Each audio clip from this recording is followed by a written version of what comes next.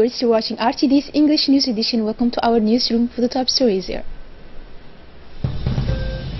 Thousands of patients were treated thanks to the surgical caravan in Oboka. Report says the no survivors aboard the flaming Iranian oil tanker. Thank you for joining us. The ongoing medical caravan in the north of the country has so far treated thousands of patients. A team of the Health Ministry also began their consultation in Hayu Friday, January 12th, after the regions of the south, Hayu like Tijora, this time hosted the second edition of the medical surgical caravan, specialized care in surgical operations that will continue throughout the week until January 18 at the hospital of Oboka. On Saturday, the Prefect of Region, Mr. Hassan Dabili, and the President of the Regional Council, Hamad Ismail, were able to inquire about the smooth running of the activities through a guided tour under the Secretary General of Health, Dr. Ahmed Roble, and the Director of Health Regions, Ahmed Said. As part of the official launch of this second edition of the caravan, the local authorities were satisfied with the mobilization of the population who came on massively to take advantage of the services offered by the caravan. And throughout the week, this medical surgical caravan made up of some 30 specialists and senior technicians are at work to fulfill their missions by providing specialized care and services of quality to the population who flocked from neighboring localities to be consulted. Among the specialists offered by the caravan are gynecology, obstetrics, pediatrics, surgery, ophthalmology, stomology, cardiology, nephrology, and dermatology. In addition, other prevention benefits such as cervical cancer screening are also available for women. The President of the Regional Council recalled the benefits in his intervention of the health caravan on the well-being of the population who benefits on the spot of the healthcare of quality in the specialized services.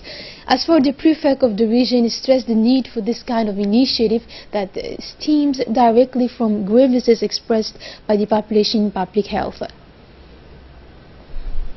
In his speech, the Director of Regions highlighted the main lines and objectives of the missions of the medical and surgical caravan, which constitute one of the major pillars of the health policy of the country.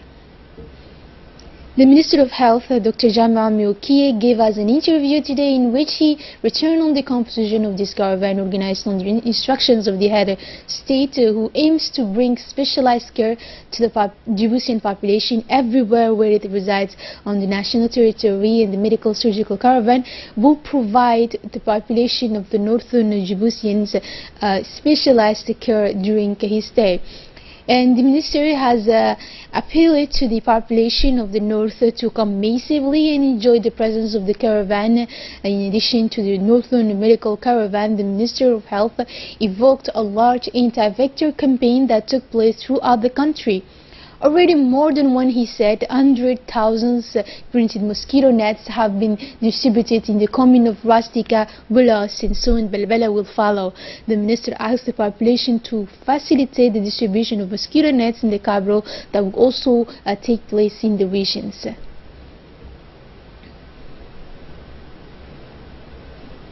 And other news of this edition, the Ministry delegates in charge of decentralization has held today a meeting at the People's Palace with members of the Communal Council of Djibouti City and regions.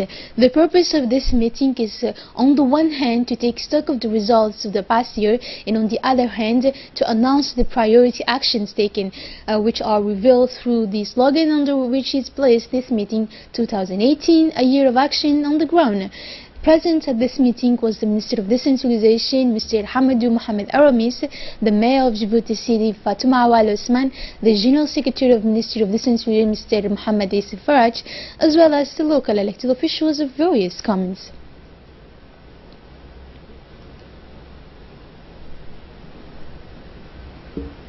In his speech, the minister recalled that by setting up a decentralization, the President of the Republic, Ismail Mergeli, wanted to favor a mode of governance in immediate adequacy with the aspirations of our fellow citizens.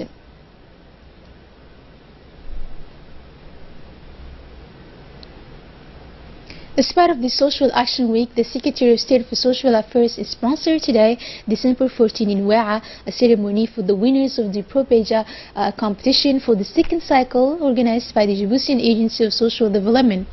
54 beneficiaries were distinguished in all 18 projects, 10 projects in RTD and 8 in Wa'a, up to 400,000 francs per project, and realized with the support of the Japan Fund for Social Development administered by the World Bank. The project for the promotion of youth employment in handicrafts aims to improve the accessibility of young people and women to opportunities for income and job creation through training, support and financial support for the implementation of their income-generating activities.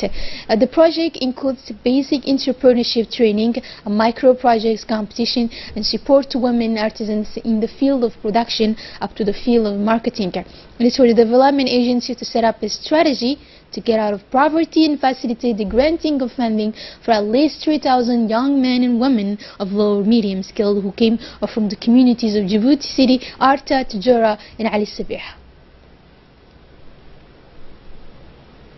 The 23rd meeting of the political military organs of the East African Standby Force has started this morning in Kempinski Palace. A first meeting of the expert working group was held under the auspices of the General Staff of the Armed Forces, Major General Zakaria Sheikh Ibrahim. The purpose of this first meeting was to lay the groundwork for the items on the agenda. It is the director of the ISAF who opened the work of the East Africa Standby Force experts meeting. In an address on this occasion, he welcomed the leading role of the experts who are guiding the way forward. Chief of Staff would rely on your decisions during their meetings, he said, and this meeting was attended by representatives of member countries namely Burundi, Comoros, Djibouti, Ethiopia, Kenya, Rwanda, Seychelles, Somalia, Sudan and Uganda. This meeting, which began today, will end on January 18. It should be recalled that ISAF has developed and adopted a strategic plan 2015-2020, and this plan focuses on the sustainability of the ability to deploy the force in operations of peace and support. And this plan is articulated in 4 pillars as presented below, with their strategic objectives designed as the guiding vectors. The ESF Secretariat has worked in total consultation with the chairperson of the Council, Honorable Lieutenant General Ali Mohammed Salim, Minister for Defense of the Republic of the Sudan. Through his valuable guidance, have been implemented over 95% of Council decisions, as will be detailed in the Director's report to the policy organ meetings. The General of the Armed Forces, Sheikh Ibrahim, delivered a speech. He praised the efforts of the experts, and such encounters strengthen cohesion and a better understanding of our projects. The Director of Statistics and Demographic Studies, Mr. Idris Ali Sultan, has this morning, in an interview with Radio Television of Djibouti, presented the Statistical Yearbook 2017. The Director presented the new Director of Foreign Trade. He quoted some important figures for also the force partners of Djibouti. Under the aegis of the State Secretariat for Youth and Sports, took place yesterday afternoon in the municipality of Belbela the closing of the work of sensitization on the national dialogue led by the organizing committee of this large-scale event. And let's remind that Djiboutians youth, being sure of the veracity of the Mandela maxim, what is done for me without me is against me, was eager to take part in the closing ceremony of the work of awareness of the national dialogue of the youth, which was this high yesterday in the municipality of Belbela, an initiative of the head of state that challenges them, inspires them, both by its moral, social and cultural. This historic meeting is explained by the historical course of Djibouti, the evolution of its youth, and the change in power management trends that have occurred in recent years, where the rise of educated and competent youth feels ready to meet the challenges of the moment. The event brought together on the spot the advisor of the president in question of the youth, Mr. Ali Mohammed Dato, technical advisor of the minister, Mrs. Deqa Ali Ile, a legal advisor to the Prime Minister Khalsouma Ali, director of the sports, Abshir Ali Hassan, as well as Mustafa, member of the organizing committee. On the international news now, the Iranian oil tanker, which has been on fire for a week in the East China Sea, it has almost completely sunk. According to Tehran, there is no hope of finding survivors. 32 sailors were on board. Tehran says there is no hope of finding the survivors aboard the Iranian tanker on fire for a week between the Chinese and Japanese coast. The ship has almost completely sunk and is surrounded by flames. 32 sailors, mostly Iranians and 2 Bangladesh, were on board. Only 3 bodies could be recovered. The tanker, which was carrying more than 130,000 tons of light oil, struck a Chinese cargo ship, causing an explosion. Most of the sailors died in the hour after the collision, says the relief workers. And that's all for tonight's news. Thank you for joining us on RTD and have a good night.